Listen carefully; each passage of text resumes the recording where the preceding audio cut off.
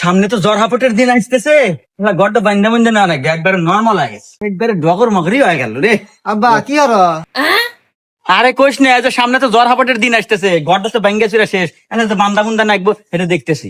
আব্বা আমরা কি ভাঙাচোরা ঘরে থাকি, তুমি বড় লোক ব্যাপারও নাই, ধনী ব্যাপারও নাই, বিল্ডিং বাড়ি থাকবি, এসি রুমে থাকবো, মজাই আলাদা। আরে বাজান, অত আশা করা ভালো না, আল্লাহ যা দেয় ওই নিয়ে সন্তুষ্ট থাকা উচিত। ও আচ্ছা আব্বা এই নাও, কি এটা? ওই আজকে পরীক্ষার রেজাল্ট দিছে আমার। ও কিরে, তুই মাত্র 33 নাম্বার পায় টেনে টেনে পাস করছু। ইস, আমার কত আশা আছিল তুই ভালো হয়ে পড়াশোনা হয়ে এ প্লাস পাবো, আমার মুখ উজ্জ্বল হয়ে যাবো।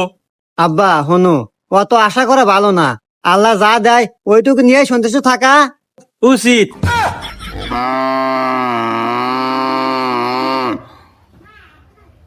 আব্বা তাহলে সন্তুষ্ট থাকো। বাইগান।